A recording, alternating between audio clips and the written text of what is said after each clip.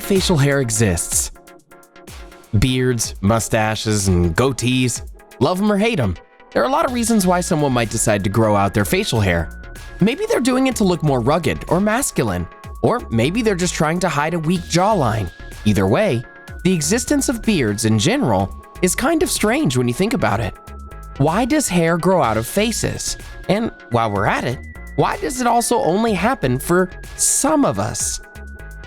As it turns out, there may be some interesting reasons as to why human beings grow beards.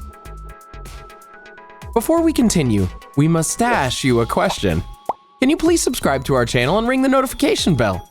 We've got plenty of hair-raising videos to shave you from everyday boredom. According to Travers of Psychology Today, most evolutionary theorists speculate that facial hair and beards evolved as a display of dominance, masculinity, and aggression.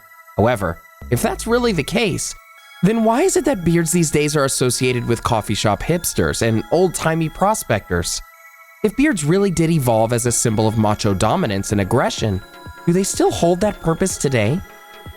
In the April 2019 issue of Psychological Science, a team of Australian researchers decided to conduct a study to see what social information is wordlessly conveyed by a person sporting a full, bushy beard. To begin, the Australians started their research by asking over 200 participants to look at a series of photographs of men's faces, some bearded and some clean-shaven, and asked them to identify as quickly as possible what emotion they felt each face most strongly conveyed. To avoid experimental bias, each of the men whose likeliness were used in this experiment had 4 different photographs taken. Each man had 2 photos taken while clean-shaven, one where their expression was happy, and one where they looked angry. The other 2 photos were the same, but taken 8 weeks after the first batch of photos, so the male models could have a chance to fully grow out their facial hair. So, what did these tests manage to uncover? Well, as it turns out, participants were quicker to correctly identify the photos taken of angry bearded men compared to any of the other photos used in the experiment. And likewise, the researchers also found that participants were quicker to identify the pictures of clean-shaven men as happy. To make sure that personal bias wasn't leading the cause behind the anti-beard discrimination, the Australian researchers conducted a second study as a follow-up to the first. This time, instead of angry faces, they used pictures of shaved and bearded men looking sad. If participants identified the sad bearded men as quickly as they identified the angry bearded men, then it meant that a negativity bias towards beards was the root of the cause of the study's results. Instead, participants were slower to recognize the photos of sad men with beards, which would appear to indicate that the effect seen in the first phase of the experiment was only limited to recognizing anger. Finally, the researchers decided to perform a third experiment to test whether or not growing out a beard presented any sort of social benefit to the beard grower in question.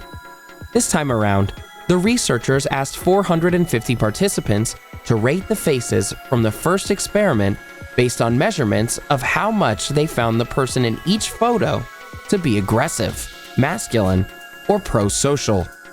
You probably wouldn't be surprised to learn that the pictures of bearded men were deemed to be more aggressive and more masculine than the photos of clean-shaven men. But the interesting part is this: the photos of happy, smiling bearded men were also rated as looking more social than their clean-shaven counterparts. What can we glean from this information? Based on the data collected from the participants, it would appear that beards may have an intended dual purpose in our evolution. While the sight of an angry bearded man has much more aggressive, commanding presence, a smiling bearded man was also considered to look more helpful and even friendlier than a shaved face. If you've ever wondered why Santa Claus has a beard, this might shed a little bit of light on that particular fashion choice. So, if this research is to be believed, it would seem that beards are not only effective at conveying aggression, but also conveying kindness as well. Where do you stand on the whole beard versus no beard stance? Feel free to let us know in the comment section below to help keep the conversation going. And as always, be sure to share this video with anyone you think might find it interesting. Enjoyed this video? Hit the like button and share with your friends. Also, subscribe to our channel for more videos like this. Thanks for watching.